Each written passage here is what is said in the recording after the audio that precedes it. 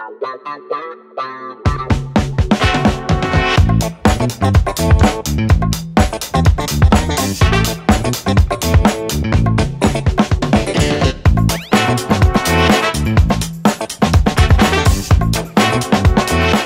friends, hope you're well.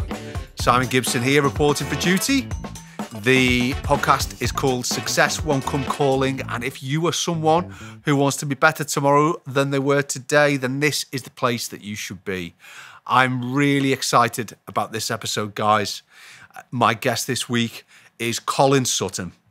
Colin is a former Detective Chief Inspector of the Metropolitan Police, and he has led some of the most high-profile investigations which led to the conviction of some of the most notorious criminals in the United Kingdom in recent years.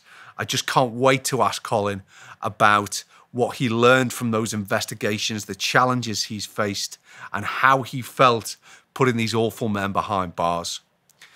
Colin is also a successful author. He advises media companies and writers who are producing pieces of work involving crime. And he's also had one ITV drama made where Martin Clunes played him. That's a bit of a claim to fame, isn't it? Surely. I'm really looking forward to speaking to Colin, asking him about his future plans and, of course, what success means to him. So I really hope you enjoy this one. I know I'm going to. He's due here very shortly. So sit back, enjoy this episode of Success Won't Come Calling with my guest, who is Colin Sutton. Colin Sutton, how are you, sir? I'm very good. I'm a bit hot. But, yeah. That's exactly it's the summer after all. Yeah, well, I don't need much of an excuse to get the old pins out, you see. You are in Liverpool now. It's shorts and rollers in your hair from about May till October here. You know all about that, I struggle with the rollers in the hair. Colin, thank you so much for coming up to see us. Pleasure. Thanks so much for coming onto the podcast. So we've got such a lot to talk to you about. Your illustrious career as a DCI in the Metropolitan Police, your book, the various television dramas that have been put together, talking about some of the work that you did, and of course your future. But we do guest rider on the podcast. Yeah, we've had some crazy drinks so far on Success Won't Come Calling, but we're drinking a Dr. Jaeger today. Yeah, tell me about that, Colin.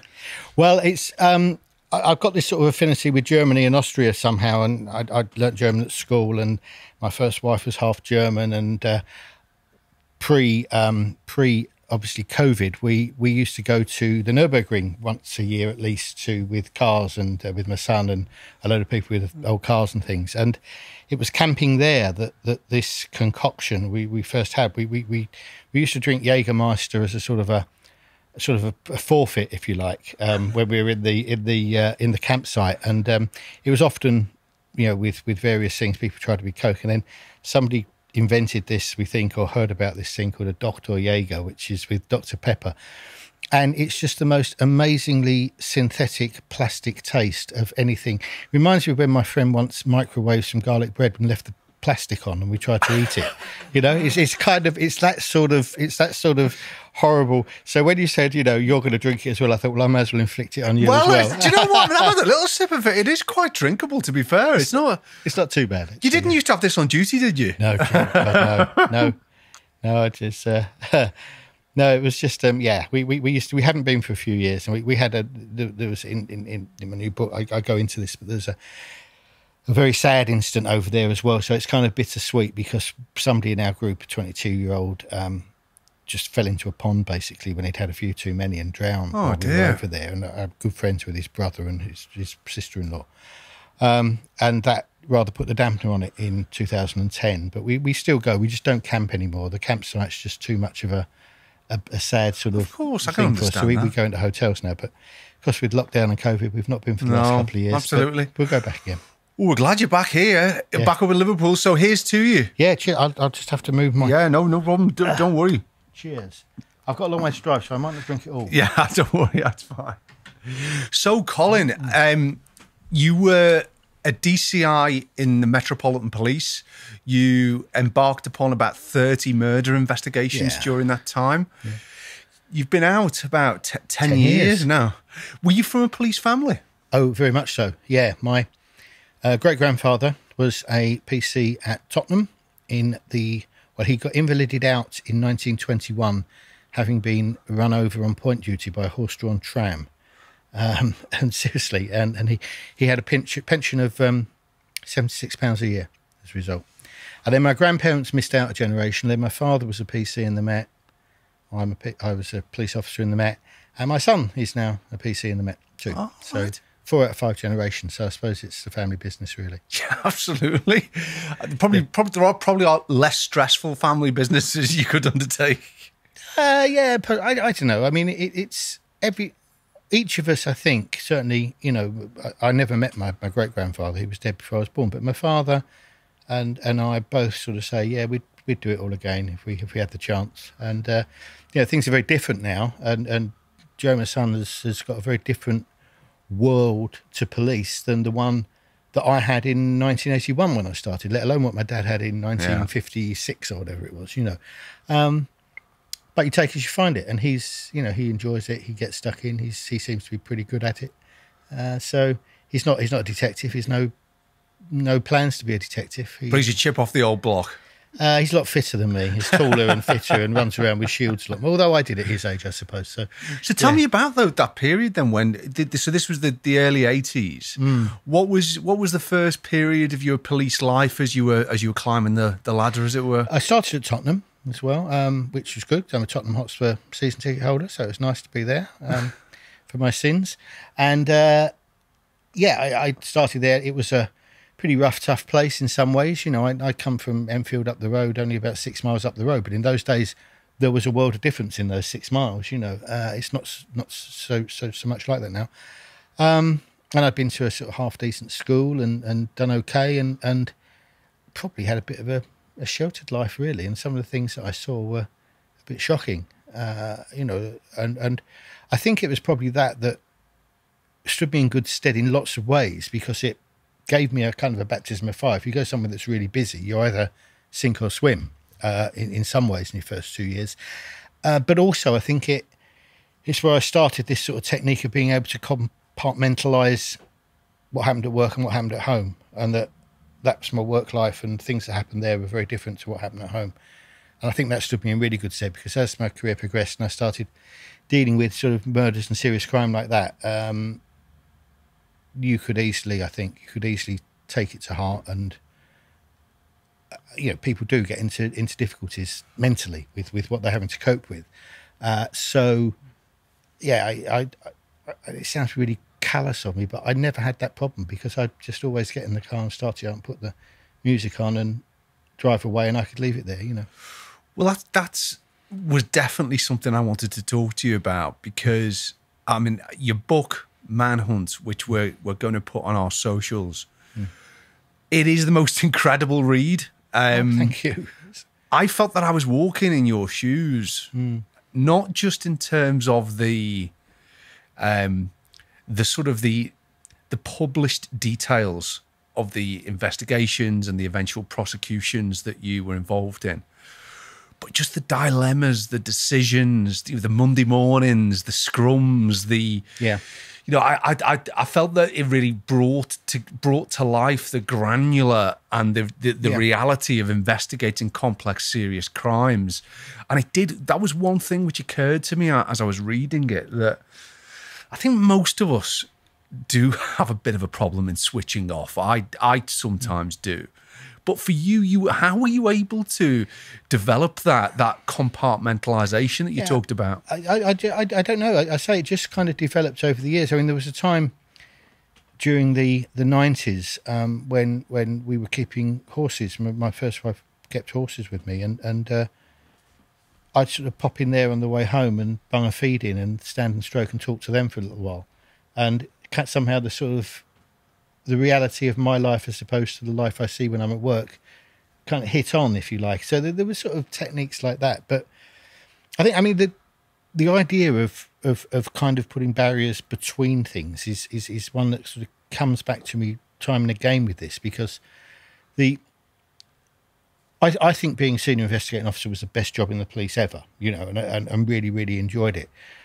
And part of that job is a leadership thing with you've got a team of mostly talented and experienced people, and it's finding the right formula, the right formation, almost to use a sort of football analogy to people, and I'll name no names, but I mean there was somebody.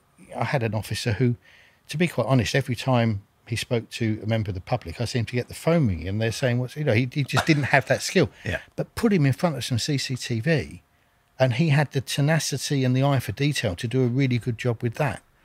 He's not anybody mentioned in the book by name, so it's someone different. But it's that kind of thing. It's picking the horses for courses and leading them that way. It's playing to people's strengths. Yeah, exactly that.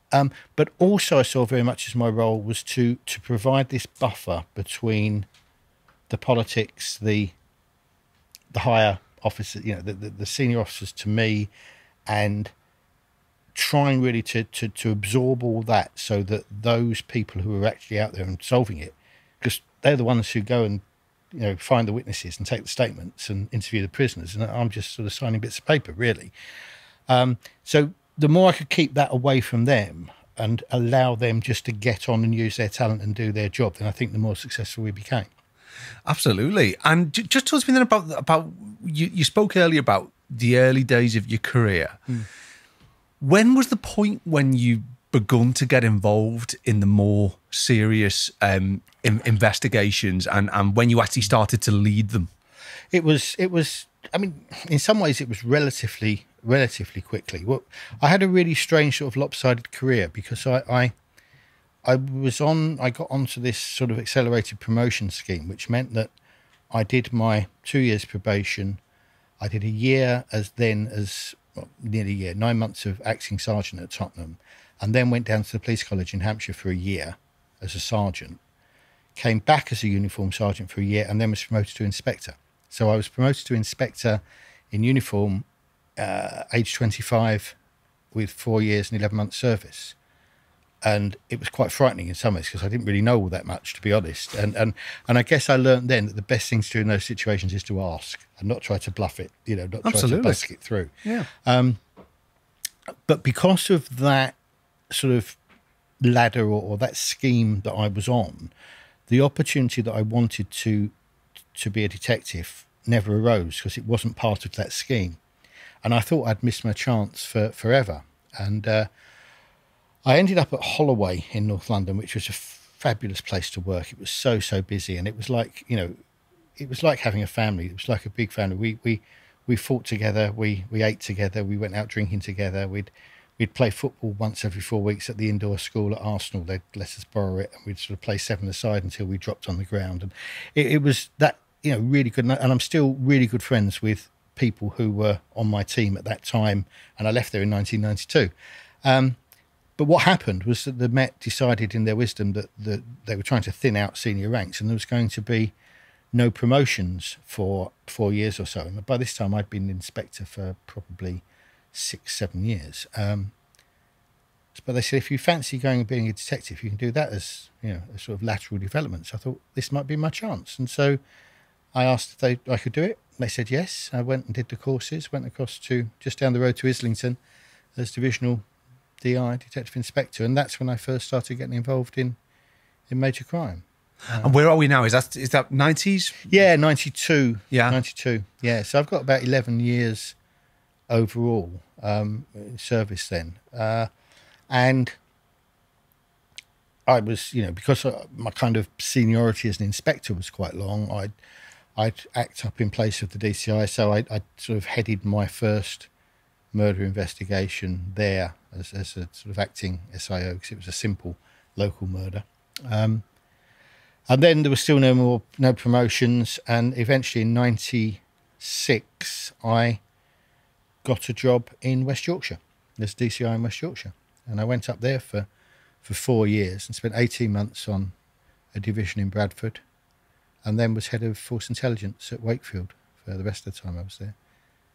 And it was only really because I'd got divorced, and my wife and my ex-wife and children had come back down south. They were from Surrey, that I came back south. I think otherwise I'd still be in Yorkshire. I loved it in Yorkshire. It was a lovely place to live and a lovely place to work. Yeah. And when you came back, it was, the two investigations and which led to convictions, which have been the subject of much TV interest. Obviously, one program and a documentary, and there's the others which we'll talk about later. Was that I think you'd only actually been SIO in London in the Met for a couple of years when the Levi Bellfield. Yeah, it was a year really. It was I started on my team in January 2003, and that was August 2004. So 18 months. Yeah. And for anyone who doesn't know this story, I've got to say, by the way, this interview, this chat me and Colin are having, it cannot replace the detail that's in the book, and also that's in the fantastic Sky Crime documentary, The Real Manhunter, which is just tremendous. Because, like I said earlier, both of those, both the book and the documentary, they go into the most wonderful levels of detail on investigations, on work, and some of it's quite shocking, some of it's tough, but it's fascinating nonetheless. When Levi Bellfield was a is a serial killer. He's still in prison now. He was convicted, as I understand it, for 3 murders. Albeit that I think the suspicion is that the charge sheet could probably have gone a way longer than that. Yeah, I'm not sure he committed any more murders, but certainly there were other rapes and serious assaults, and his scale of offending was boundless. Really, he was just out of control for a number of years. But yeah, I mean, it was just one of those. It's kind of the way things work. It's sort of Buggins' turn. If you're not as busy as others, when a new job comes along, the boss has a look around and said, right, okay, it's your turn, sort of thing. And it just happened to be that by picking the phone up that day and saying, yes, what can I do for you? Oh, there's a job we want you to take. It was the murder of Amélie de Grange. It was August 2004. And she's a 22-year-old French girl who's just battered on the head and left for dead on Twickenham Green. And people who don't know London, they've heard of Twickenham because of the rugby stadium. Yeah. But Twickenham Green and the area around there is a nice, sort of safe, middle-class suburb, really, of southwest London. Not the sort of place where we used to operate as a murder squad very often. And there wasn't a lot to go on, but we started looking into it, and then we realised actually there'd been a number of other attacks, some of which hadn't resulted in death, but had resulted in sort of really serious injuries for women who'd been hit on the back of the head and collapsed forwards and essentially smashed their faces on the pavement. And so there were a number of sort of crimes, and yeah, it was one of those. It was interesting for me because you train and you train and you train, and the highest sort of level of training for an SIO then was something called the Management of Linked and Serious Crimes course. And it's one of these things where only a few people do the course, and actually only a few of the people who do the course ever get to use it in reality, because thankfully they're not that common, these sort of serial murderers and things. And so when you get one, my first reaction was, am I up to this? Am I the best man to do this? Are there other people that are better than me that could do it? And then you kind of sit and think about it for a while and realise that in all things like this, somebody has to step up. And actually, there's no point in saying, going into your boss and saying, do you know what, I'm not sure about this one. It's probably career suicide anyway, but it is probably too much sort of openness or too much honesty in some ways, because I think anybody thrust into that situation would have those self-doubts. Of course. Because you're doing something that the best will in the world, you can train and train and train and do practice things, but when it comes along for real, and when you've got that kind of pressure that you see in fiction and in drama all the time. So when's he going to strike again? Can we catch him before he strikes again? When you're living that for real and it's all on your shoulders, then really I defy anyone not to think, I'm not so sure about this. Of course. I mean, that pressure was something which came across to me in the book and in the documentary, because I suppose there was 2 elements of the Levi Bellfield investigation which really drew me to this point on pressure. The first was that you were able, weren't you, to identify other offences which predated the Amélie Delagrange Yes. murder and link them with this guy's offending. So that was the first thing, which must have carried with it its pressures, because I know that it sounds dreadful to refer to it as a sort of a well-known murder, but the Millie Dowler murder was probably the most publicised one. And that, of course, predated Amélie Delagrange. And also, of course, it was a very different victim profile method of offending, because I think I'm right in saying that Levi Bellfield's MO was that with Amélie, for example, as I understand it, he was almost responding to getting the knockback. Yeah, exactly that. He was driving up in his transit van or his courier van. Yeah. He was propositioning these girls. They were knocking him back. And he was getting out the van and whacking them. Yeah, essentially that's it. I mean, he's never spoken, and I don't suppose ever will now. He doesn't even admit that he commits the offences, so he's not told us about them. What we do know from Amélie, from the reconstruction that we were able to do because of CCTV and the timings, we know that he drove past her at a certain point on her route back. So essentially, she stayed on the bus, missed her stop because she's a bit squiffy after a few glasses of wine, and she's walking back, nice summer's night, and he drives past her. And after we know he must have driven past her, her pace slowed down effectively. So that either meant she slowed her walking, or the more likely thing is she walked at the same pace, but she'd been stationary for 30 seconds or so. When he was trying to chat her up. And that's when he was chatting her up out the window of the van. And she's told him to do one, I think is the local phrase, isn't it, up here? Yeah. He's just reacted by that. And that's a very different crime to what happened to Millie Dowler. Because the thing to remember about Bellfield is that he offended in lots of different ways. He wasn't a one-trick pony by any means. And one of his other penchants was for drug raping young teenage girls. And he and his mates sometimes would, literally he'd pick a girl up, give her GHB, or start off with ketamine actually, and then ring his mates up and say, I've got one, come round lads. Good God. And we had another kind of offshoot of the investigation where we'd proved that, and we had the potential for another indictment for 6 of those sorts of drug rapes. And essentially the CPS sort of said, well, do you not think this is complicated enough as it is? Which is true, because there comes a point, if you overload a jury's indictment, they don't know what the hell's going, they can't work out what's going on and see.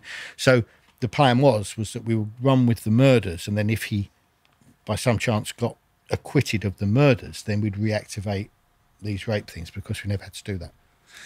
No, and I'm fascinated to know, one of the things I was interested to see, particularly in the documentary, was that as well as meeting the challenges of amassing the evidence to charge this guy, you were on occasion having to deal with external pressures, because one of the things, as I understand it, that the force who was dealing with the Millie Dowler investigation, they already liked a suspect, didn't they, who wasn't Bellfield.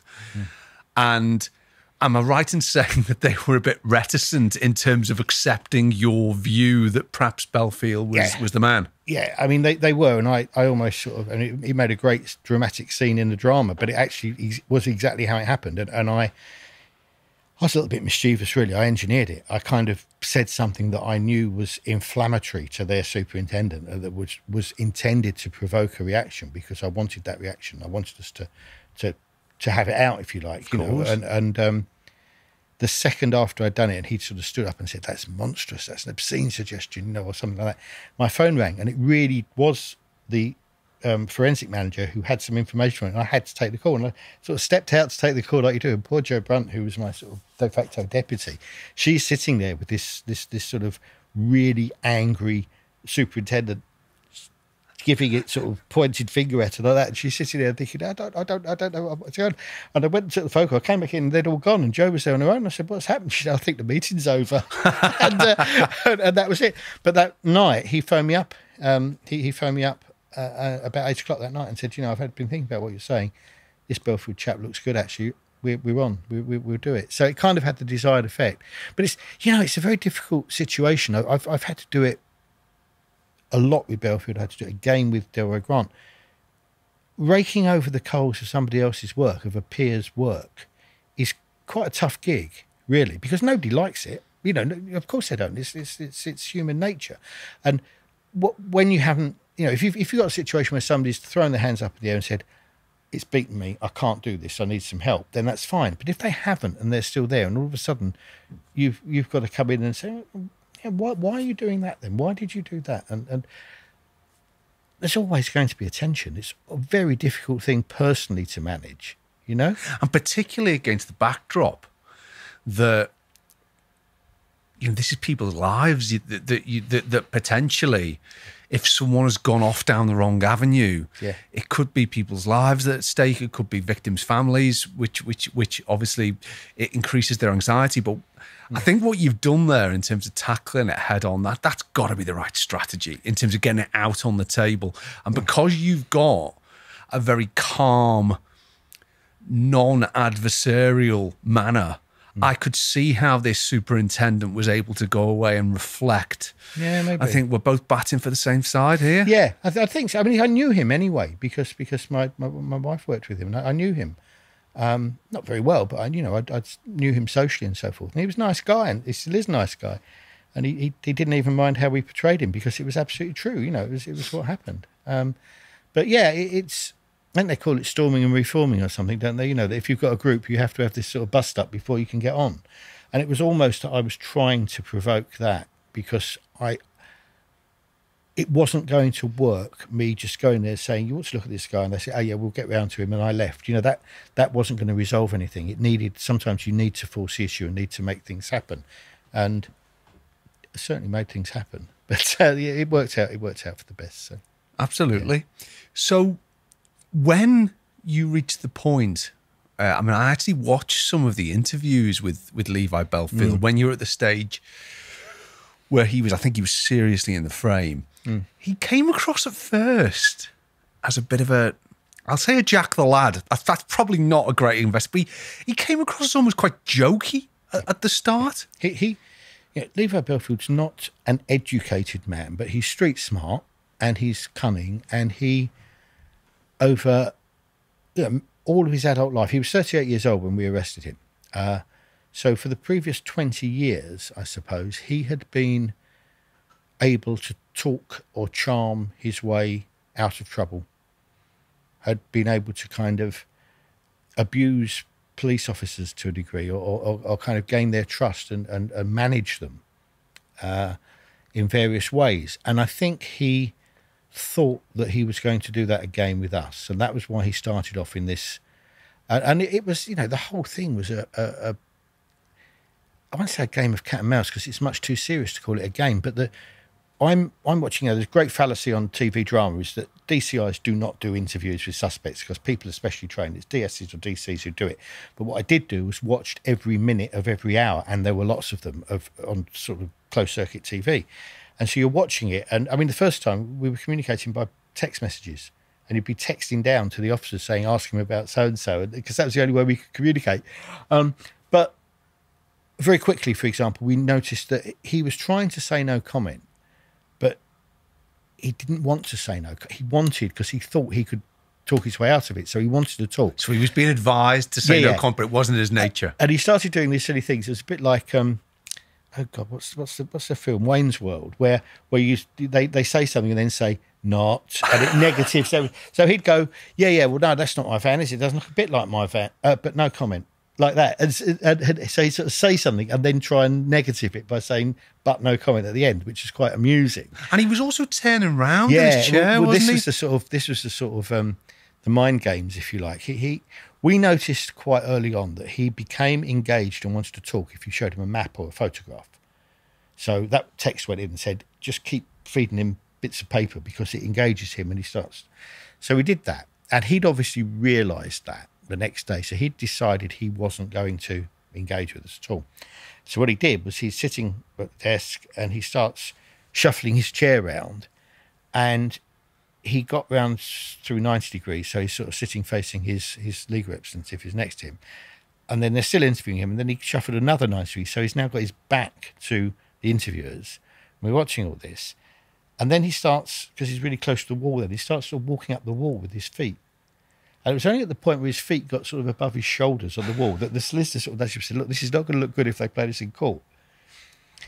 And he turned around again. And so we're kind of thinking, right, how do we, and I literally said, let's go out to B&Q, buy some angle brackets, and we're going to bolt the chairs and to the floor so he can't do it. But we didn't have to, because the room was small enough that all we did was basically move the desk back, and it didn't give room to get the chairs around. Oh, I got you. But then going back to the documents and the photographs and maps and things, when he decided he wasn't going to play, you'd passed him something and he was turning it over, so it wasn't even there to be looked at. So the next day we printed everything on both sides, so that when he turned it over, it was still there. And and that sounds really flippant, but actually, it was part of the. You know, we couldn't let him think that he was going to win and he was going to come out on top. So everything he did, we had to have a counter for it. We did it, I think, quite successfully. Really spooked him one occasion. I got 2 blonde female officers to interview him. Because there was this thing with blondes. I mean, where on earth did that come from? Because one of the things which occurred to me when I was reading the book was that this man's life... Did you ever form a view on what the reason was why his life descended into such chaos? I'm, to the point where I just take my warrant card out and say, no, it says police officer there, not psychologist. I don't, and this might sound a bit twee, but I actually don't. I'm not really even that interested in why they do it. There are lots of people who've got theories about it, and theories about his relationship with his mother, who's now dead, but wasn't at the time. And his father died very young, and all sorts of things. For me, he was just a man who did exactly as he pleased. Yeah, with no regard for other people, the law, or anything. He just saw something. It was like a kind of an unruly dog or something like that. He just see something and go for it. There was no sort of filter, as I think you said, on him. So yeah, I mean, he was just.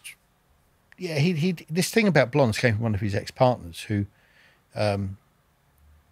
she sort of said that she'd found this magazine, like a Cosmopolitan or something, and he'd sort of stabbed out all the faces of all the blonde women in it, and that his type, in inverted commas, was always blonde hair and big boobs, that she told us. So we just, you're just sort of thinking about things that might make a difference, shuffling the pack or whatever you call it, and so we put these two blonde female officers in to interview him. And how did he react to that? He knew exactly what we'd done. He actually said, "You're doing this on purpose," and we were.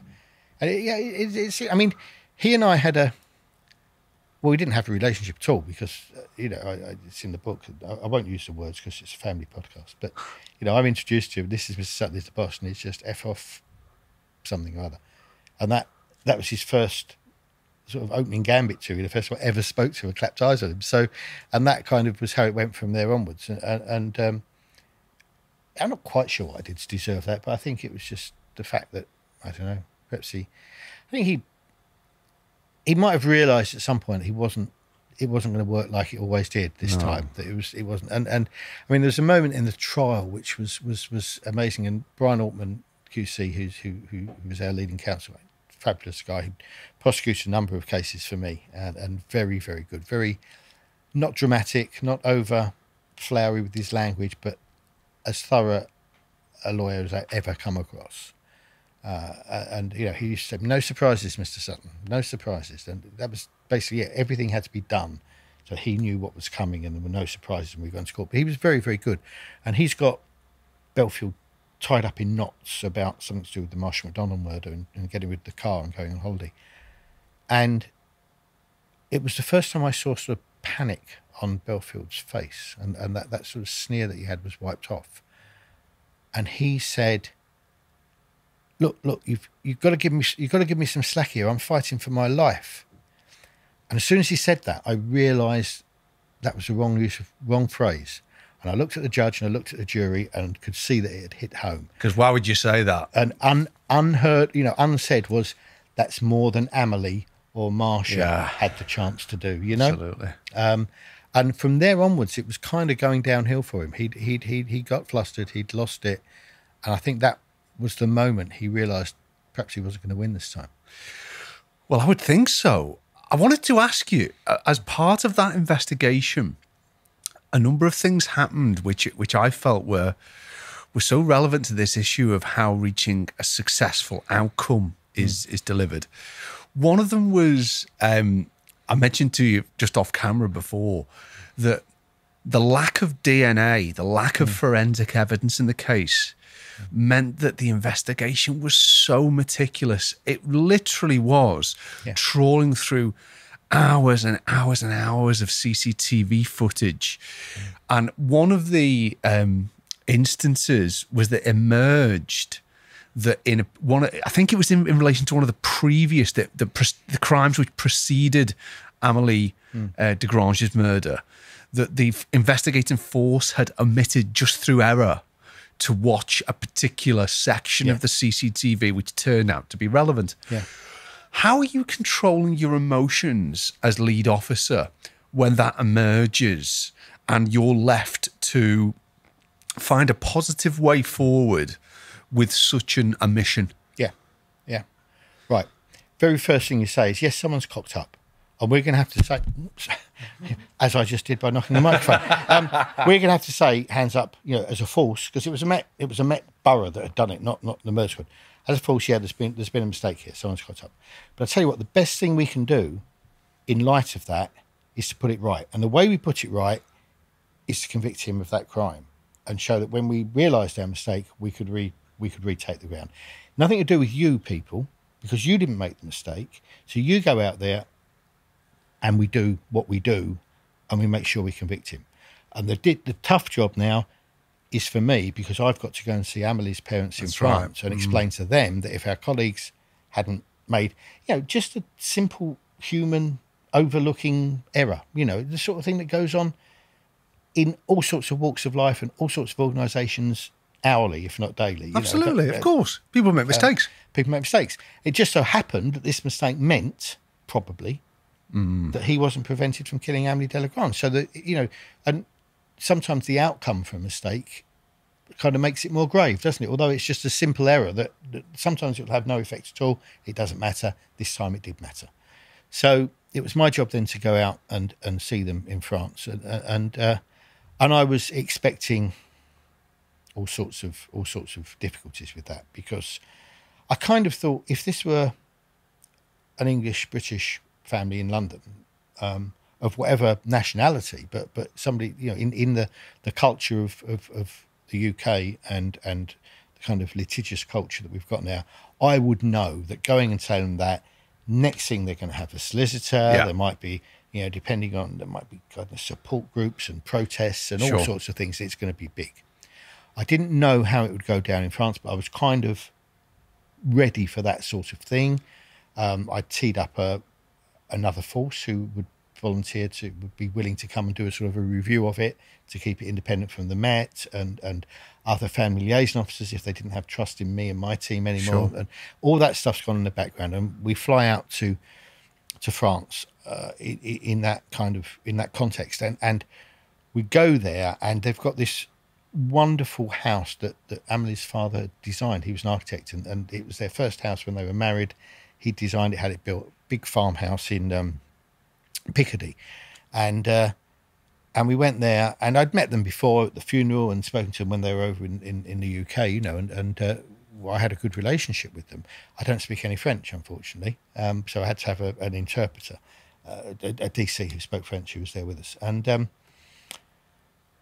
I explained it to them, sort of, stage by stage, what happened, what mistake had occurred, how it had occurred, why it had happened, and what we were trying to do about it. And they kind of said, yeah, okay, we understand.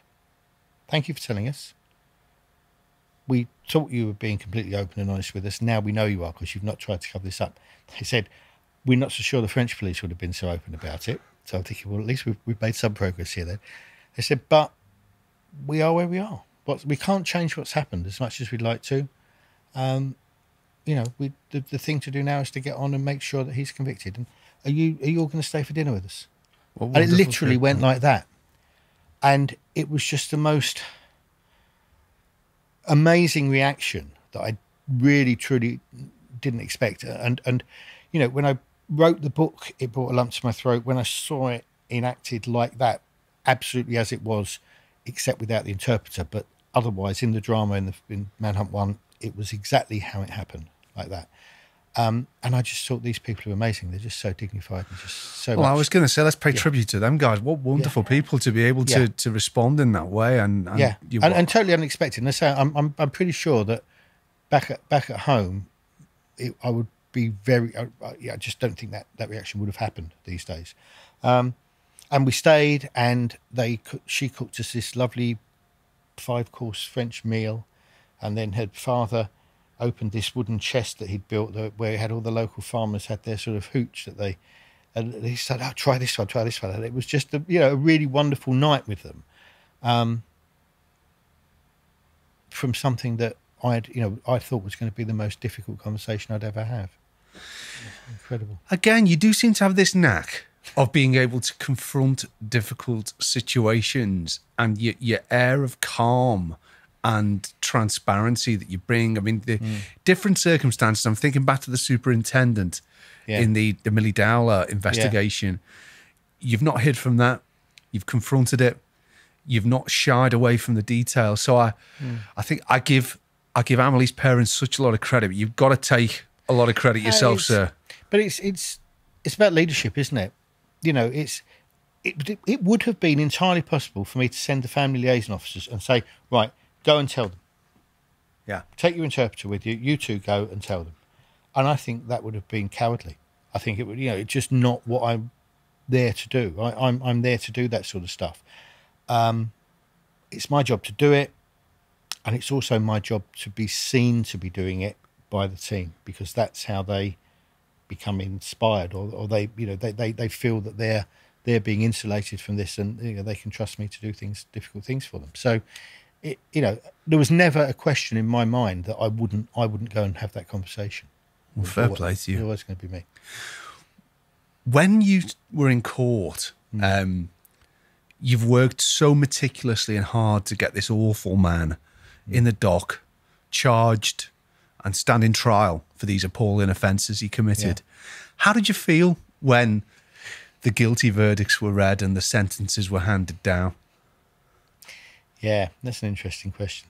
I'm very much one for, I think, how I'm going back a bit now. So, but how Muhammad Ali used to do these sort of visualization of his fights and say that the champ's going to fall in the 5th round, sort of thing. And he said that and people call it future history or whatever, but it's basically visualizing things that are going to happen the way you want them to happen, I suppose. Yeah. Well, I'd visualized that guilty verdict 1,000 times, even before we started at the trial, because I knew that was going to be the crowning moment. That was the thing we were aiming for. Everything else and all the stages along the way, finding him, arresting him, charging him, it actually was all leading up to that one point. And Jo Brunt, who she's still one of my great friends now, and she's retired now, and I always say I couldn't have done it without her, and she's, "Oh, get off," of course you could, and she's wrong, but she was, well, and I'd kind of visualised that I was going to be sitting there with Jo, and the verdict came up, and what I wanted to do was turn behind me, because 3 feet behind me through some thick glass, there was Levi Bellfield, and I wanted to look at his face when he knew that he'd been convicted. Well, of course, best laid plans and all that. We said that all I could do is grab Jo's hand, and she grabbed mine, and we're just looking at each other. And I don't even know what Bellfield did. And actually, do you know what? I don't really care, because it was about us. It was about those families that were sitting up in the public gallery and things like that, that moment. And actually to share that moment with Jo was much more memorable for me than a fleeting glimpse of him, because he'd probably have just sworn at me and mouthed at me anyway. So it didn't turn out at all how I'd envisaged it 1,000 times, but it was a sweet moment. I was going to say, what a wonderful moment. I mean, we've had a few moments on the podcast which perhaps have brought a tear to the eye, usually Stacey's and Vicky's. Yeah, I've had a little weep on the slide. Yeah, what a wonderful story. Yeah. Guys, we're at the end of part one.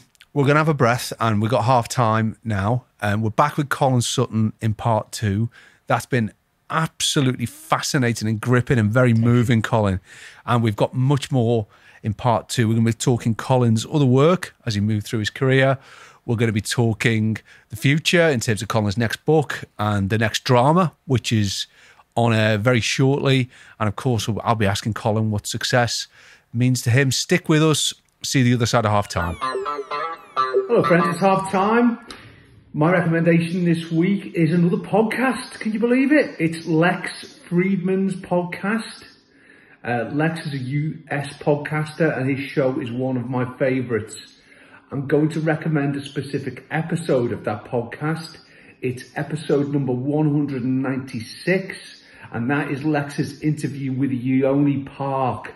It really is a fascinating examination of the awful way in which the people in North Korea were treated and have had to live for many years, and including how a lot of the treatment was done in the darkness, effectively, due to the way the country was ran and a lack of analysis from other countries. So that's my recommendation this week. Neither Lex nor Leomi are paying me to make this recommendation. I'm just giving it because I liked it and I like you. Now back to the podcast. And we're back with Colin Sutton, ladies and gents. Colin, thank you once again for doing this. No worries, it's fun. There was one question I forgot to ask you when we were talking about the Levi Bellfield trial and investigation. How much pressure when you're doing these big investigations? How much pressure are you getting from the upper echelons of Scotland Yard, media, dare I say it, politics, just to lock people up? So is there any circumstances where people aren't so much saying, how's the investigation going, but where they're saying, why haven't we locked someone up for this? I think not really. I think that might have been the case when I started in the police in the 80s. I think by the time we got to me being an SIO in the sort of late 90s, early 2000s, it was a little bit more sort of nuanced and understanding than that. It was more about, what are we going to tell the public? What do we do about the public perception of fear and the pub, there was a palpable fear. Yeah, my daughter was 15, 16 at that time, and I would go and wait for her coming out from sort of teenage discos and things like that she'd go to, and be all these young girls coming out, knowing that we'd locked him up. And of course, he was locked up for a long time before he was charged and before he was convicted. And I'd say to myself, you girls don't know how safe you are these days compared to 2 months ago, So we'd kind of done that, and that was very difficult to articulate to the public, because legally you can't say, no, you're all okay, we've got the bloke, we haven't charged him yet, but we've got him, you're fine. You can't say that because he's innocent till proven guilty. So you have to be a little bit more sort of subtle in your public meetings and sort of say, we've made a significant arrest and we're hopeful that charges might follow and all those sort of things, and hope that the public will take away from that the fact that actually you've done something, but and they're a bit safer. But that was the more pressure from above is about the community these days rather than figures, to be honest. And it's right. That's what we do policing for. We do policing for the community, don't we? So, and that's another interesting thing. I think I said this when I was doing some live TV right after the Bellfield trial, is that when we talk about community safety, it was the buzzword in the 2000s, and you think about neighbourhood teams and football competitions and youth clubs and all that sort of stuff. So let's not forget the contribution that detectives can make to community safety, because tonight, ladies of Southwest London, you are immeasurably safer because that man's gone to prison. What an incredible difference. And I mean, that brings to life for me the responsibility and I think the sacrifice that police officers make to keep us safe. Because, of course, the vast majority of people operate within the law. Yeah. They also respect society. They respect our fellow man and woman. But there's this proportion who effectively the police are taking the responsibility of controlling and sanctioning. Yeah. And I think that's, it was so impressive that you were able to compartmentalize that, but that's a heavy burden. And we must give the police credit for that. I sent an email. I'm not always so formal that I email my son, but I wanted him to have something sort of tangible to go back to. So I sent him an email on the eve of his joining the police and sort of laid out 10 rules, if you like, that I felt he should, the last of which is the unofficial Metropolitan Police mantra: if you can't take a joke, you shouldn't join the job, because you have to have that attitude sometimes. But one of those that I said to him was that you've got that warrant card in your pocket and it gives you powers, but it also gives you duties to act. And it gives you duties to act where most people will run away. And you have to remember that and be proud of it, but to be faithful to the job you're doing and the oath you've taken, that's what you need to do. You need to act when others aren't acting. Absolutely. You mentioned leadership earlier, Colin. If your team, Joe, and your other team were here now, and I was to ask them what sort of a leader was Colin Sutton, what would their answer be, do you think? Oh, an irritating one. No, I don't know. Listen, the best thing that any of my teams ever said about me was said to a third party, I think. It wasn't a detective, it was when I was a uniform inspector. And they said, if the governor says something, he's going to do it. And I think that's a really important thing, is that you don't blow hot and cold. You're not bluster. You're not, you don't threaten things and not do it. You people need to know where they are with you. I think that's, I would support them and back them up when they needed it, and they knew I could. I was probably more hands-on than a lot of people in my place. If you watched the real Manhunter, one of the guys who worked on my team then said, mostly when we were on call, mostly they'd send out something called a HAT car, homicide assessment team. So you'd send out some DCs in a fast car with a jam sandwich and blue lights, and it would go there, and then they'd phone up and say, yeah, it's a murder, governor, get down here with the team. Well, I used to go out as well with them, not in the HAT car with them. I'd send them off, but I'd always turn out. In fact, somebody once said I'd turn out to an ABH rather than a murder, although we were the murder squad, because I felt that was my place, to be there, to be making decisions there on the spot with them rather than getting it secondhand. Yes. And when the difficulty for me came when, after we'd finished the Bellfield case, because we got taken out of the on-call rota for one cycle, so one sort of lot of 9 weeks, I think it was then. After that, we were having to do on-call once every 9 weeks for murders in West London. And you didn't always keep those to investigate. But eventually they said, look, you've got to take your fair share now, although you're doing this huge job, which actually spread to, at one point we were doing 27 major investigations under one umbrella. Goodness. Because of all the rapes and all the other things. And you've got to take your fair share and start taking other jobs. Well, the good thing was that I had a slightly bigger team than usual, and I had some really good sergeants and inspectors there. And so I was able to kind of delegate and say, okay, you better take that one, because I'm still reading my way through this 65,000 sheets of paper that is the Bellfield case. And I'll oversee it, and you can come to me, But so by the time we'd finished and he'd been convicted, I actually had a team where the supervisors had been used to being a little bit autonomous, and they'd grown into that role. Yeah. And so then the problem was, well, how do I then go back to what we used to have before, where it's me and they're working to me, because they've got used to working on their own? And that took a little bit of working out from me how to do it, and probably for I had a bit of a time doing sort of lectures to various people and stuff about it. So for about 6 months I wasn't around a lot anyway, and that was fine. But I didn't realise that they'd noticed that I wasn't working in the same way as I used to. And then we were asked to do a job in East London, sort of off our patch, because it was a bit tricky. It was, sadly, it's all in the news at the moment. It was a stabbing of a 16-year-old, sort of possible gang or youth violence related. And it was going to be one where we were going to be under the microscope. It was going to be a sort of a big deal. And so we went over there and we took the handover briefing from the team that had responded to it on call. And I sat there and I gave out the roles, who was doing what, and saying what I think we was. And without realising it, I'd gone back to as it was before. And one of the DCs, and she herself is an SO now, a very good officer, she just came up to me after and said, "Welcome back, Governor."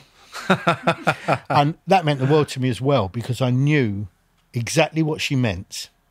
And I realised, yeah, actually, they wanted me to work like that. It's interesting, isn't it? Yeah. Because, I mean, what you've just described there, I think, is leadership. And one of the reasons I really wanted you on the podcast was because there's so many similarities to me in terms of your work with what happens in business, what happens in sport, in terms of good leaders, how they behave, how they act, what they say. Your team do watch. They do notice things. They listen.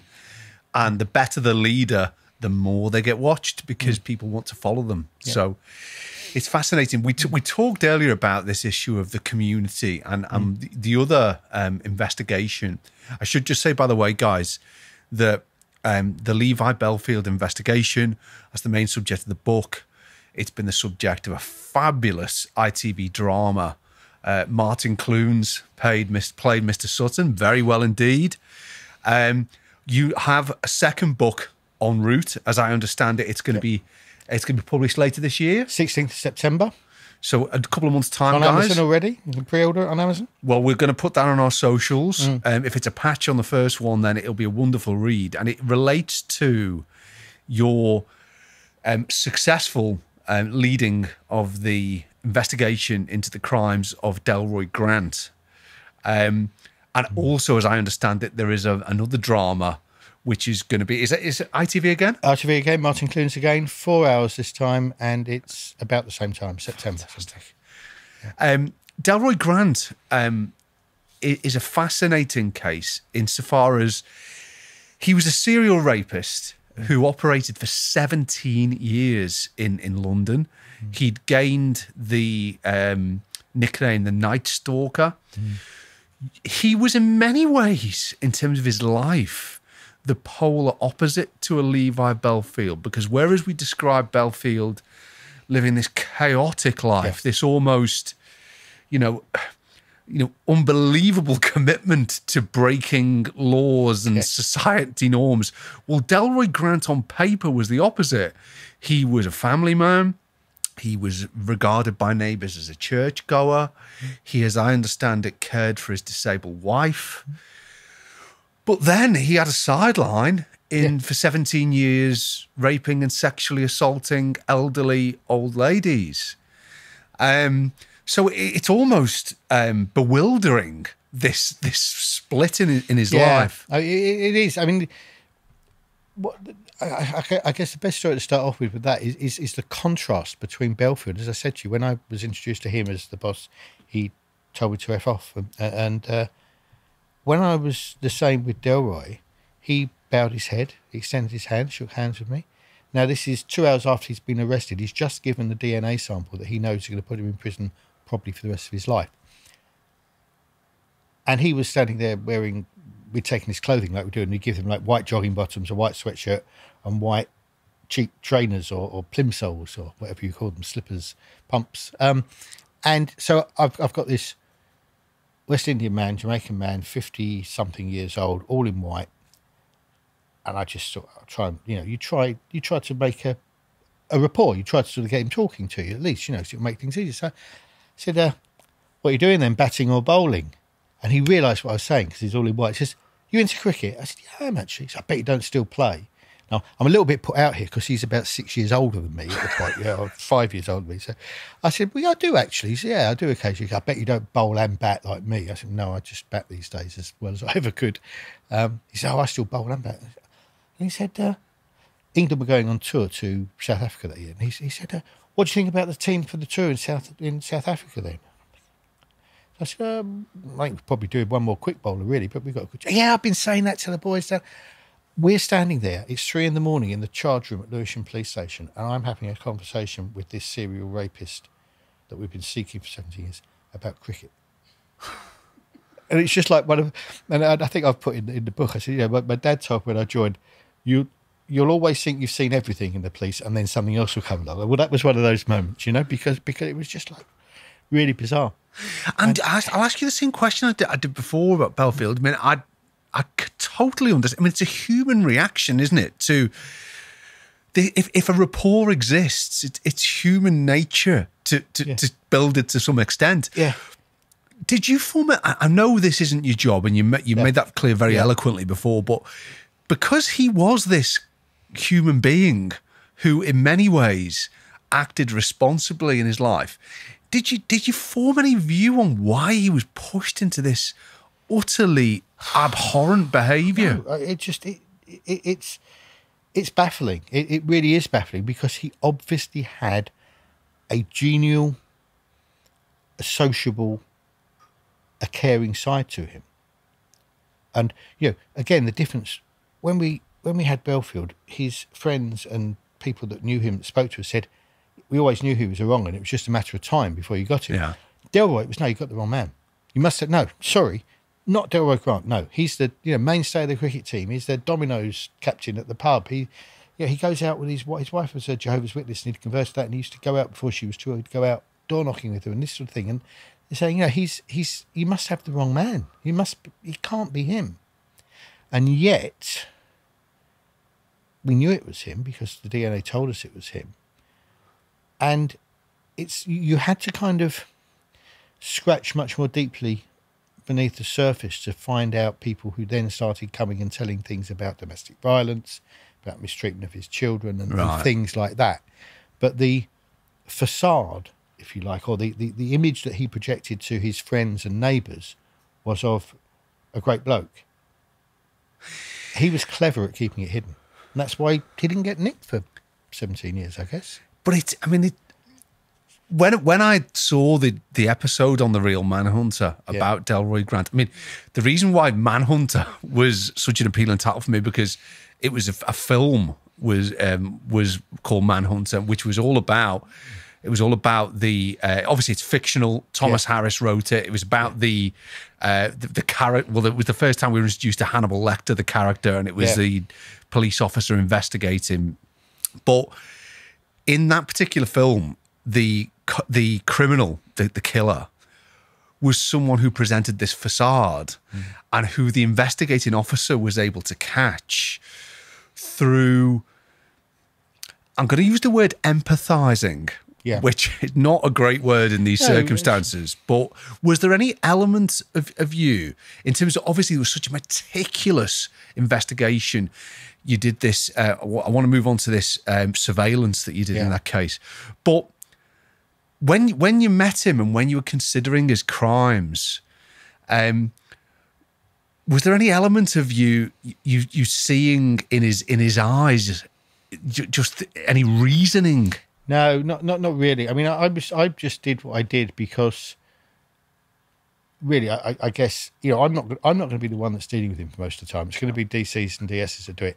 But if I can keep him happy and have a little bit of a chat with him, then it might make their job a little bit easier. That was really it's all about. And I suppose it's just my general nature that And some people say, yeah, but you know what he's done, and you're actually talking to this guy. And you have to, because it's a question of professionalism, I guess. You just know that's what you're there for, is to do a job. And if you thought, I'm going to treat you in a certain way because you're a disgusting example of the human race because of what you've done, then you'd never get anything done. No. So you have to sort of put that to one side and just deal with what's in front of you. But no, he was.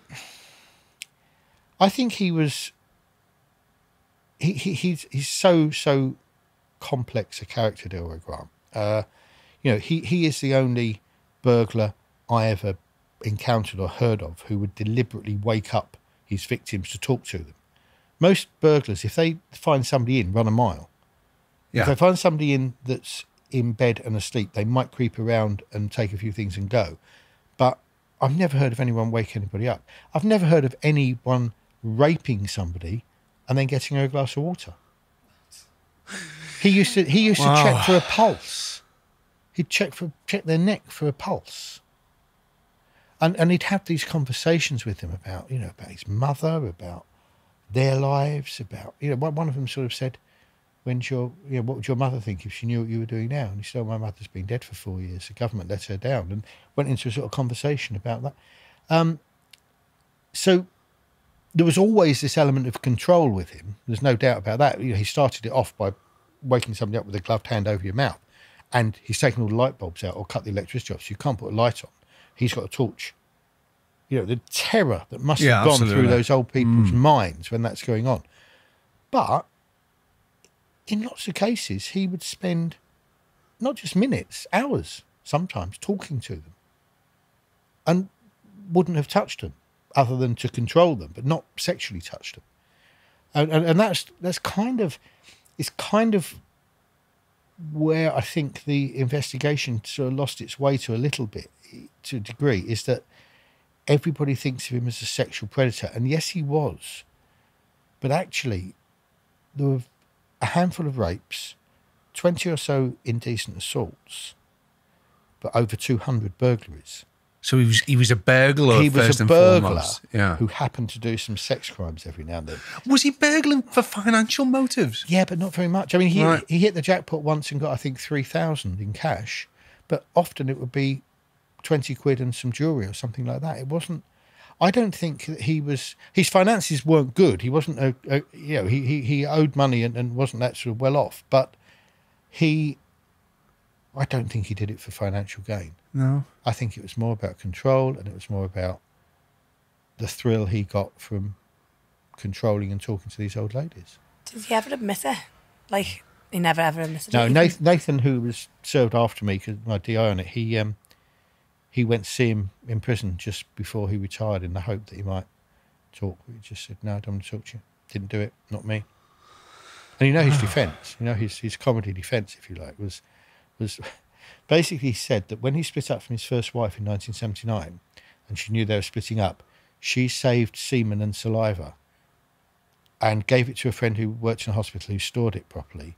And then, given this is 1979, 7 years before DNA identification was a thing, and then it was never going to fly, that defence, was it? And they got somebody to go around and break into these old ladies' houses and syringe his fluids about so that his DNA was there. The amazing thing was that it was a majority verdict, 10-2. And I thought for some time there must have been two people on that jury who thought, sounds That'd about probably right. be me, Sounds legit. I was thinking maybe that might have happened, poor fella. I know. And I mean, it's just crazy. But subsequently I've heard, I don't know how much truth there is in this, but somebody, because juries are sort of meant to be a bit of a closed book, aren't they? But somebody from the team happened to bump into somebody who was on the jury, and they said there were two members of the jury who said from the start off, we do not trust the police. We don't care what they say. He's not guilty. Right, okay. And it was that was the Right. problem, rather than thinking that this, this defence was. I mean, it's just That's quite incredible, isn't it? thing. Yeah. Because as I understand it, you mentioned that Delroy was committing these awful offences for 17 years. I think you took over the investigation, was it 10 years after the police knew that this was a single offender? Yeah, 10 or 11 years. It was, I mean, basically, the first offence was 1992, although that's first offence asterisk because we actually found ones that might have been before then. But the first generally accepted offence was 92 at the time. Then there was one in 98, and they matched up with DNA, so that became the series. So it goes to the serious crime team rather than just the boroughs. And then it's carried on over the years and over the years and over the years. I just, I was sent over there, and as I said earlier, it's a hell of a job going on picking over somebody else's job. Added to the fact that the guy that had been the SRO for 8 or 9 years had a really bad accident or injury on duty and had real spinal issues and was in real pain and was dragging himself to work every now and then, and kind of felt that he had to drag himself into work even more often because I was there raking it all over. And you think, why am I doing this? Wow. What's going on here? And you just sort of think, okay, but it's a job I've been given. And lots of my old team was sort of quite vocal. They said, you shouldn't do it. Just tell me you're too busy. Tell me you can't do it. You're just, you've got the high of Bellfield and you've got that reputation. This is a crock of poo, This is a poison chalice, is a nice way to put it. You it's a no-win situation. And I sort of thought again, well, it's kind of like I said when I first got Bellfield. You think, well, someone's got to step up and do it. And you really did. Well, yeah, we were, it was, essentially, everything was about DNA because we had DNA and everybody wants to use the DNA as the way forward. And there's a whole chapter in my book which I've called the Dna Seduction, because DNA is brilliant, but it has its limitations and we need to be aware of those limitations. So I'm quite looking forward to when it does come out and people read that, because I would like to see what other erstwhile colleagues and lawyers and scientists think about my views on how DNA is used in investigation. But I wrote, the very first meeting I wrote in the margin of my notebook, what if we didn't have the DNA? Because it was all about the DNA. And that was what got me thinking. And then when I realised how many offences were just burglaries without a sexual element, I thought, well, if we turn this on its head and say we've got a burglar who sometimes rapes, how do we catch burglars? Well, what we do is they generally stick to one patch. We flood it with as many bodies as we could find from here, there and everywhere. We sit in people's bedrooms looking out through the curtains, and when we see him come to a burglary, we all jump on him. Well, let's talk about this, because with the Delroy Grant investigation, there was this quite remarkable surveillance operation that you undertook. Tell us about that. What was it and what happened? Right. So in the early 80s, when I was a probationer at Tottenham, there was a burglar called Errol Brown. I think, no, is he in Hot Chocolate? He is. He's the lead singer. Errol Dobson. That's it. I always get confused. Errol Dobson. It's an easy one. I don't think Errol Brown ever dabbled in burglary. I don't think so, no. No. And he used to take out louver windows. People had the conversion, and he could pull the louvers out on the glass and go through those. And he stacked to one estate where there were lots of houses with those. And so what they did was they grabbed a few people around, they sat down. Eventually he came to one, they jumped on him, he was arrested. So I'm thinking, well, okay, if that's how you catch burglars, and we've got a burglar, question, where's his area? Answer, the southeast quarter of London, which is a bit bigger than a little estate, and it's going to need more people. So I was then, luckily, that Richard Moore, who was the analyst assigned to it, is a great guy, and he, for an Arsenal fan, he's a really good guy. He'd done the work, and we identified his favourite place, if you like, and the first area we had needed probably 150 officers, and I was advised you're never going to get that. So he slimmed it down a bit more, and still 1 in 6 of his offences took place in that area. So I then had to go to this body called the Force Tasking Group that I'd never been to before, and just say, this is going on, it's got to stop, this is how I think we might stop it. And they were quite happy to do it. And I was lucky in a way that when I'd been away in West Yorkshire and I was head of Force Intelligence, I had the surveillance teams and technical support. And so I was kind of quite aware of how you do surveillance properly. And it was like a maxim of, they don't, it's not just them not knowing that you're there, but they mustn't know you've been there. So you don't drop any bits of paper. You're careful going in and out of buildings. And they'd tried before, they'd had sort of officers sitting in cars in the streets on vans and things. And I just think he was too clever for that. I think if he walked along these were residential suburban areas, 1930s housing, after midnight. If he walked along and saw a bloke and a woman sitting in a Vauxhall Astra with no hubcaps, you put two and two together, it's not going to work. So everybody, we had people in a church steeple, we had them in sort of disused. And how many people in total were involved? Well, we had about 70 out on the plot, I think, and then about 15 of us. And what was this every night for a period of time? Yeah, well, we started on I think it was 28th of October or something. We started in one evening, and the next day we found out that he'd committed 3 offences in one night. Previous night, yeah, and 2 of them were about 200 yards off of our plot up there, and the last one from where you were. Yeah.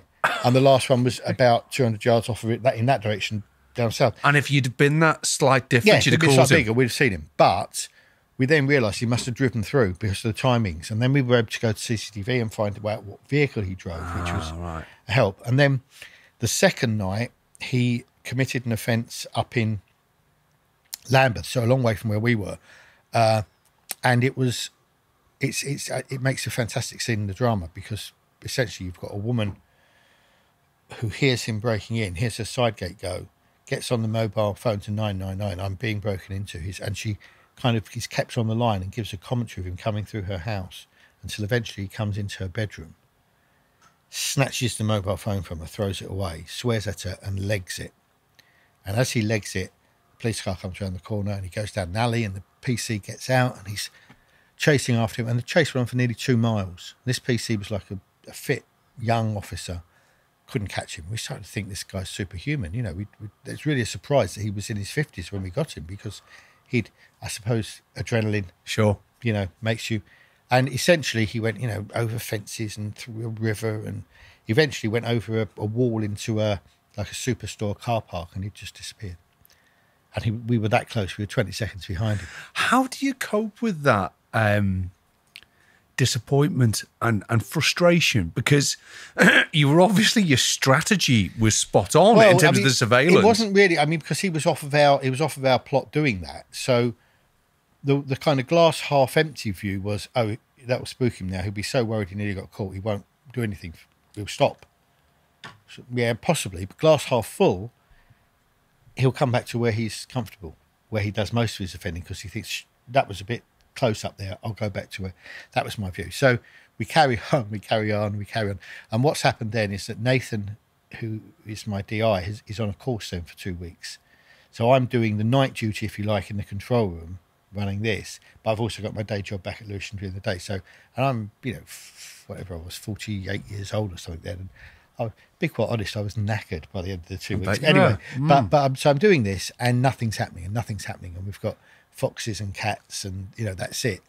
And I mean, there's a great story. One night there was a man came in full shirt sleeve uniform with epaulets, chief superintendent epaulets on, came up with a cup of coffee next to me. I'm standing there looking at the screens in our control room. And he said, hello, Colin. I said, oh, hello, sir. You know, and he says, he gave his name. He said, I'm one of the chief superintendent covert policing.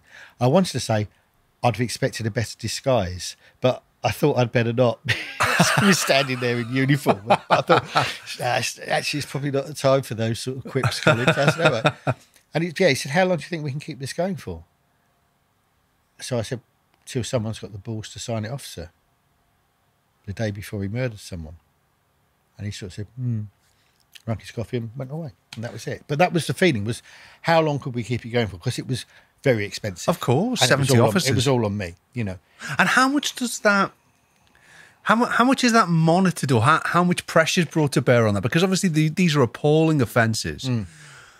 Is resource no object, or is that being reviewed? It's constant review. I mean, the biggest threat to us, rather than having the plug pulled for resourcing, was that the control room we were using, which had all these live feeds in and things like that, its real purpose was for like kidnap or terrorist instance. So if something like that came along, we'd get booted out. That was going to be my major concern. But as it went on, and we had 2 weeks with nothing happening, then I knew that questions were going to start being asked, because I don't know. I honestly don't know how much it cost, but it was hundreds of thousands, you know. And then Nathan finished his course on the Friday and appeared at the control room the Friday night when I'm there. And I said, what are you doing? He said, well, now I finished my course, I'm allowed to come into work. And he should have been off for the weekend, back on Monday, you see. I said, right. He said, well, you've had a bit of a hard time of it. So I said, yeah, you could say that. He said, so I thought I'd come in and you can go home. So I said, well, I'm here now tonight. I said, but I'll tell you what, you can come in tomorrow and do the weekend for me if you like.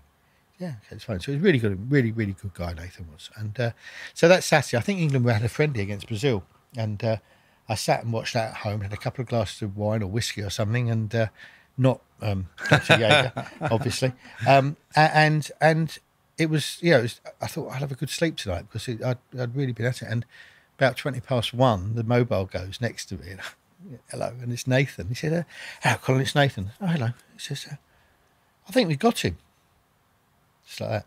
And I said, are you joking? He said, do you think I'd ring you at 1:20 and joke about it? Yeah, fair point. And so I knew that he'd just been on his course, his SIO course, and so he knew that the theory was you don't dilute the command. So there's no point in having us both on all the time, have him there, and then I should come and relieve him at sort of 8 in the morning. So I said, right, okay, you hold it through till 8 o'clock, and I'll be there 8 o'clock and you can go home. So and he sounded a bit, oh, okay, yeah, fine, and put the phone down. And I lay there sort of looking at the ceiling, and my wife sort of said, who are you kidding? I said, yeah, you're right. And I got up, had a shower, went in. And that was when the cricket conversation took place, yeah. So I'll ask you the same question as I did earlier with Levi Bellfield. Obviously, Mr. Grant's defence was lacking in any sort of real credibility. Yeah. But when he was convicted, when his sentence was handed down, how did you feel at that point? Do you know, I wasn't there. Oh, you're not? Because I'd retired of course. Before he went to trial, you see. And so I wasn't there. And also I didn't have the same feeling because I knew he was going to get convicted. Yeah. The evidence, the DNA evidence was there. Yeah. And we'd taken, part of the story, and I haven't gone into, but there's no time now, but part of the thing that we did was that I made a decision to say we're not going to investigate the new crimes to the nth degree anymore because there's too many of them and too few of us. All we're doing is trying to find out who this guy is, and we can put him in prison for the old crimes. We've got DNA for us. We don't need to prove these new ones, which is what we did. And you have to manage the victims and their expectations and try. And then you mentioned the jury being overwhelmed as well, potentially. Yeah. But it was important that we did. You'll be familiar with the case of John Warboys that had just happened then, because what they did there was they charged him with a number of representative offences. But what that meant was that he was able to apply for parole. He said, well, I only did 5 rapes or 6 rapes or whatever it was. Right. And fortunately, I'd got the same CPS lawyer who had done Bellfield, because I got on well with him and worked with him, a guy called Andrew Hoddick. And we'd together foreseen this and said, we need to make sure that he goes before that judge and the judge understands the scale of his offending. So everything that we could charge, we charged. And he came to 29 offences and he got recommendation of 28 years. So he'll be 80 or 81 before he can apply for parole. And will he get out, do you think? You never know what the kind of regime is going to be and who's going to be around in those days. If he makes it through to 81, even if he were to be released, is he going to be a danger to it's people? Highly unlikely, who knows? Isn't it? But I think it's quite likely that he won't get released even then. Because of the scale and nature of what he did. And of course, your book, which is out in just a couple of months, that this focuses very much in on the Delroy Grant case. Exactly that, yeah. Did you approach writing the book in the same way as the first book? To a degree, yeah. It was more difficult for me to write the second book because I hadn't lived and breathed the story from the outset, to the end. Yeah. So, like the Bellfield story, I could virtually sit here and reel off the book almost, the whole sort of story from start to finish. So I had to do some more sort of research that I wasn't. But it's probably a good discipline for me to learn how to do that.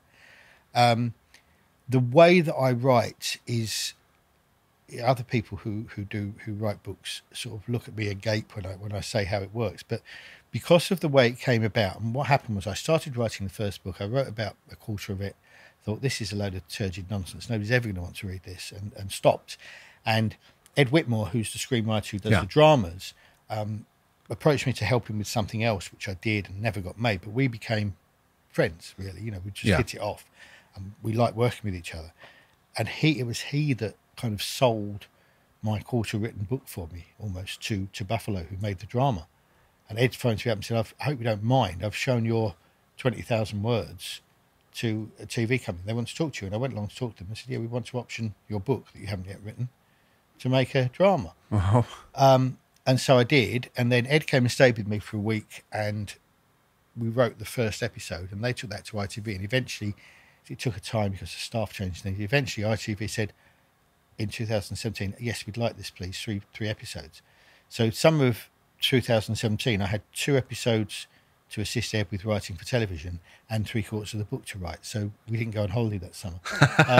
And I was writing it. But the technique that came out, that emerged or evolved from it, was that I would write a longish summary of the story for Ed. Ed would look at it and say, yeah, I want that scene, I want that scene, I want that scene, I want that scene, I want that scene. So he'd get the shape of the drama. I then write the chapters that deal with those scenes and send them to him. He converts those into a script, sends it back to me, and I say, I don't like that, or that needs to be more authentic, and we work it up into shape. So what I'm left with then is we've got the script for the drama, and I've got a number of disjointed chapters that are the bits in the drama, and then I write the chapters that sew them all together. Wow. Which sounds like a really weird way of going about it, but I've done it twice now, and it seems to. Well, if it works for you. Exactly. That's it. And like I say, the first book was just so good. And if we're going to put the all of the access both to the first book, and if we can get it is available on Amazon now to pre-order. It's on pre-order, yeah. On Amazon, so we'll make sure we got all of that on our socials from from the guest reveal right up to episode release and thereafter.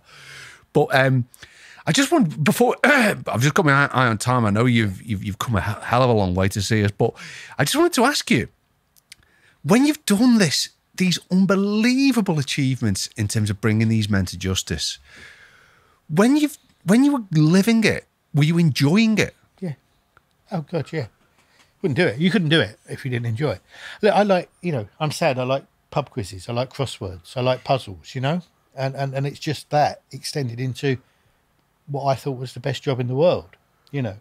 I'd probably like to have, been Tiger Woods or something like that. But you have to be realistic. And it was the best job in the world that I could do. I really thought that, and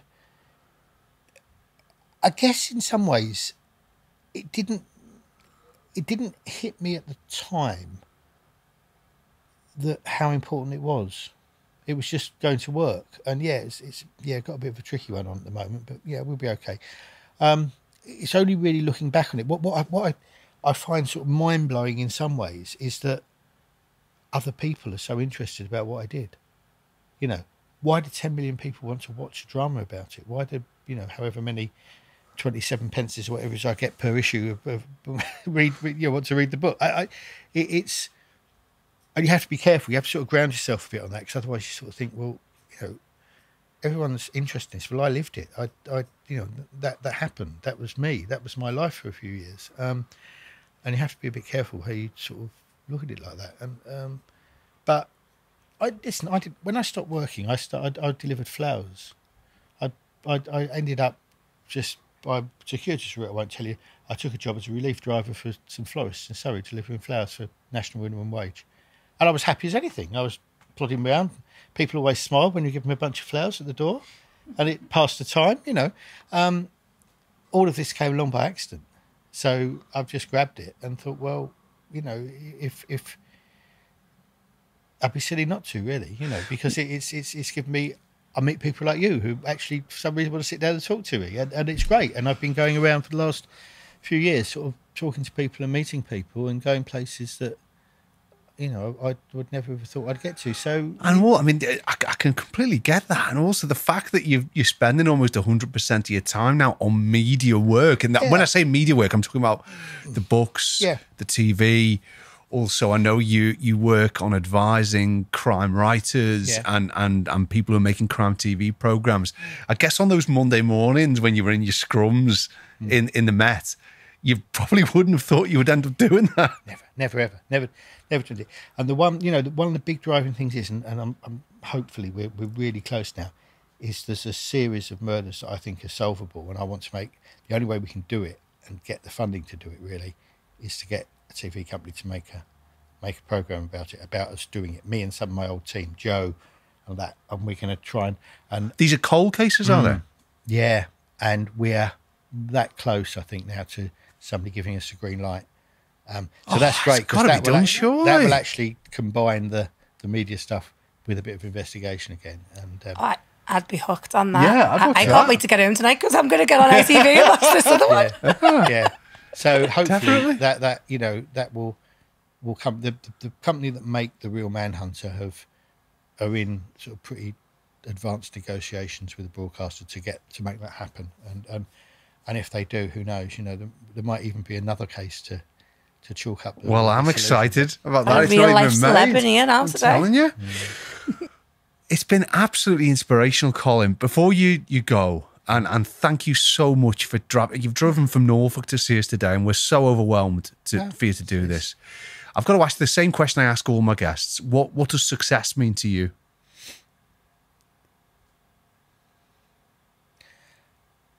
Achieving that which you set out to achieve. And that can be, as a 5-year-old learning to ride a bike. It could be solving a serial murder case.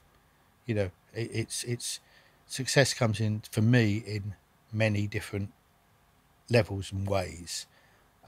And if it's something you're passionate about and you want to achieve and you do it, you're a success. Correct. That's how I look at it. Well, it's got to be right. And I mean, this is why the reason I wanted to start this podcast was to share,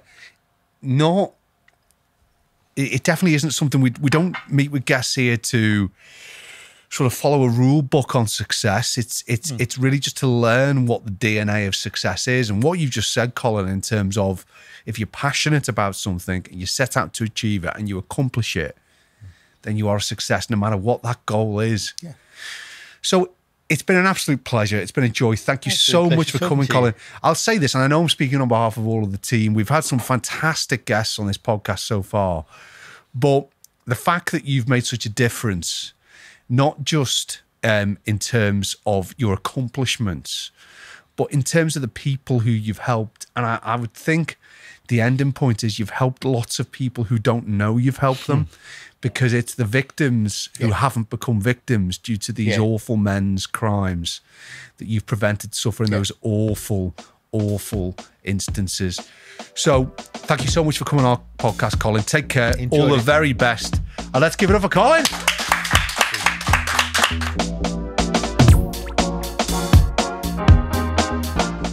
So I don't know about you, but I was absolutely hooked on his every word there. What a man. Seriously. I mean, it's one thing to achieve what he has in terms of convicting these awful criminals, but just to be as humble and as chilled, as calm as Colin is, I just think is a credit to him. Yeah. And it was great, wasn't it? It was brilliant. I honestly felt like I was like watching one of them Netflix documentaries, you know, like a true murder one. Yeah. I'm a little bit obsessed with them, so I know my night sorted because I'm going to go and dig out his television show. Where he Well, do you know what? I would recommend the book, you know, because I'm about halfway through it, and like I said to him, I felt like I was walking in his shoes. Yeah. Because it's not just the kind of more dramatic things that have happened in these really complex investigations he was doing. It's just those little decisions. It's the dilemmas that he was faced with. And I would recommend the book wholeheartedly. The Real Manhunter on Sky is just amazing. Yeah. Particularly, I mean, the two cases that we talked about there, the Delroy Grant and the Levi Bellfield investigations, they're about like an hour and a half each. Yeah. And if you're into true crime drama, they're just must watch. Oh, 100%. Because the twists and turns and the fact that it's all based on what actually happened is just mind-blowing. It's amazing. Like, you know, when you said to him, like, you don't even think about it, that was a weird way of putting it. So, like, when he's took someone really bad, like a rapist or a murderer off the street, people don't say that, like, that saved them, like, potential future victims. Do you know, like, it's mad when you think of it like that. I've never really thought of it like that. And that's it. I really meant what I said at the end there, that I don't think the police get the credit they deserve. And what came across to me from talking to Colin was there is a responsibility that police take on the shoulders in terms of keeping those of us who stay the right side of the law safe. Mm-hmm. And I'm not surprised that he succeeded to the extent that he did as a DCI, because it's that calm manner that he's got. I couldn't see how he got his team on board. Definitely. I can see how he was able to deal with those really difficult situations, and I'm so grateful to Colin for driving all this way to see us. Brilliant, honestly. He was such a lovely, lovely man, as you say, very humble. Yeah, totally. And I can't wait to have a little read of his next book. Definitely. Hope you enjoyed it as well, gang. Colin Sutton was our guest this week. The podcast is Success Won't Come Calling. That's all from me and Stacey. See you back here soon. Bye. This is the podcast for people who want to be better tomorrow than they were today. You can say bye now. Bye. See you guys.